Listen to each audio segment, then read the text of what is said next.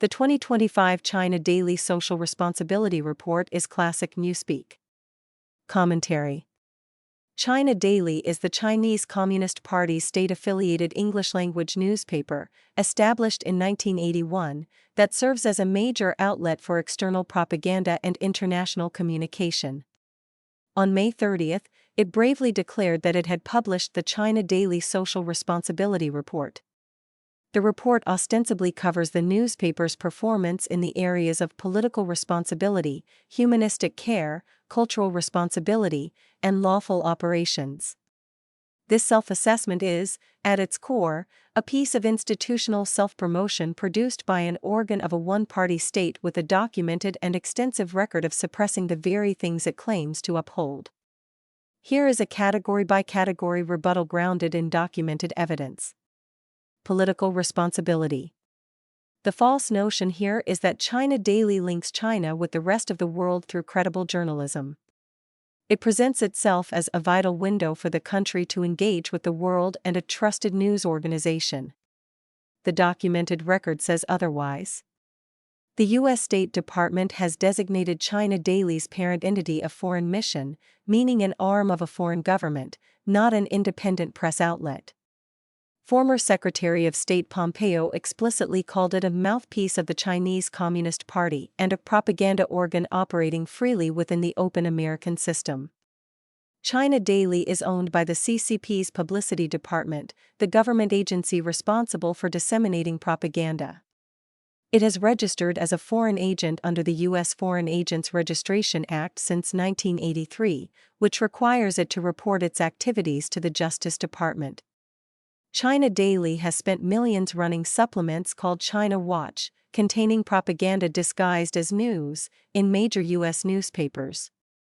Scholars researching Chinese influence activities concluded that it's hard to tell that China Watch's material is an ad.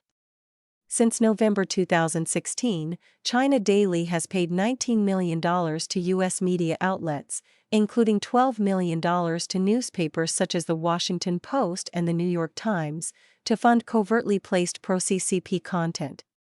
This is not journalism, it is a paid influence operation masquerading as one. Meanwhile, on its home turf, China maintains the second-worst press environment on Earth.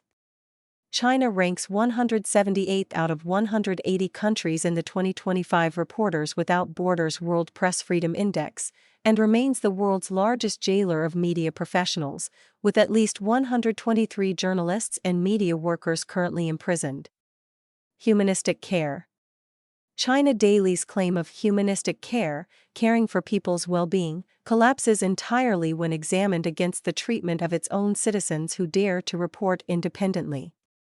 China Daily certainly doesn't do so. China is the world's largest jailer of journalists, with more than 120 journalists currently detained.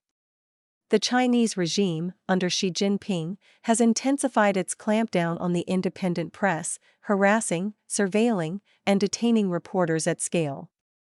The case of journalist Zhang Zhan is emblematic.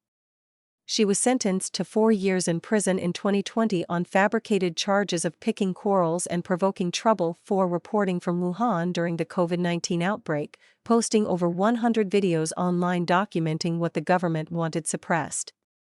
She nearly died on a hunger strike protesting her mistreatment and was released in May 2024. Then she was rearrested and sentenced again to 4 additional years in a closed-door trial that diplomats from at least 7 countries were barred from attending. International and independent outlets detailed her 4-year prison sentence for picking quarrels and provoking trouble, but China Daily was silent on the travails of this Chinese journalist. On a broader scale, the CCP's humanistic care for Uyghurs and other minorities in Xinjiang has been documented as something far darker. 51 United Nations member countries issued a joint declaration condemning China's crimes against humanity against Uyghurs, citing the UN Human Rights Office's conclusion that abuses were so severe and widespread they may constitute international crimes, in particular crimes against humanity. Reported abuses include arbitrary detention, torture, sexual violence, invasive surveillance, forced labor, state-imposed birth control measures, and family separation. Cultural responsibility. The CCP's idea of promoting culture, for example, cross-cultural exchange and Chinese civilization, means promoting Han Chinese culture at the deliberate expense of the cultures of Tibetans, Uyghurs, Mongolians, and other minorities.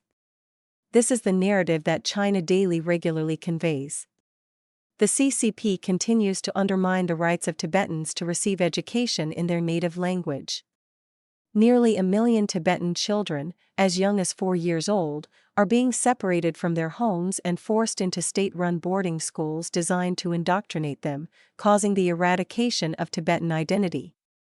China's Great Firewall blocks global platforms in Tibet while censoring all references to the Dalai Lama, independence, and human rights. Platforms like Douyin and Bilibili have imposed bans on Tibetan language live streams. By 2023 to 2024, minority language content was routinely scrubbed, erasing digital expressions of culture. Somehow, China Daily missed this real news in its responsible reporting on Chinese culture. In December 2025, the rubber-stamped National People's Congress revised the National Common Language Law, removing earlier provisions that allowed minority languages to serve as primary mediums of instruction in schools. A 2026 UN Special Rapporteur report warned that these systematic restrictions on minority language education could lead to linguistic erasure and a serious risk of cultural destruction. According to a 2025 UN document, the human rights situation in Tibet continues to deteriorate, with increasing evidence of systematic repression targeting Tibetan culture, religion, language, and identity. More than 1,000 monastics have been expelled since November 2024. Freedom House has given Tibet a freedom score of 0 for 2 consecutive years. Nary a word from China Daily about that freedom score. Regarding the long-abducted Panchen Lama, 2025 marks 30 years since the enforced disappearance of the 11th Panchen Lama, Gedhun Chochi Nyama, who was abducted by Chinese authorities at the age of 6. Despite repeated appeals from UN bodies and national governments, no independent verification of his well-being or whereabouts has ever been permitted. Mom is the word from China Daily about this, too. Lawful operations. China Daily's claim of operating within a framework of law and accountability is undercut by the very nature of China's legal system, which is structurally subordinate to the CCP rather than independent of it. The CCP's anti-corruption campaign, often cited as evidence of rule of law, is widely understood by legal scholars and observers as a politically selective tool. Rivals of CCP leader Xi Jinping and officials who fall out of favor are prosecuted. Systemic institutional corruption, which flourishes at the intersection of party power and business, is insulated from scrutiny unless it serves political purposes. Human Rights Watch, Freedom House, and the U.S. State Department consistently note that China's judiciary is not independent, judges serve at the pleasure of the party, and outcomes in politically sensitive cases are not determined by evidence. Never once has China Daily explained these basic facts to its readers. The case of journalist Dong Yuyu illustrates this directly. In China, even contact with foreign diplomats, a perfectly normal part of journalism anywhere, can lead to imprisonment.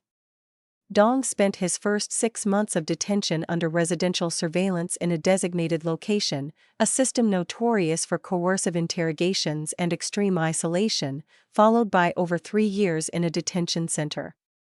His appeal was rejected in November 2025, and he was transferred to prison. While reports from foreign outlets such as the BBC, the Associated Press, The Guardian, Reporters Without Borders, and the New York Times covered the case, there are no known China Daily articles on the case. China Daily itself operates entirely outside any independent accountability structure. China Daily is required to report its spending in the United States twice a year under FARA, precisely because U.S. law recognizes it as an agent of a foreign government, not an independent journalistic enterprise subject to normal press standards. Its social responsibility report was, tellingly, mandated and promoted by the CCP's Central Propaganda Department, the same department that controls what China Daily can and cannot publish.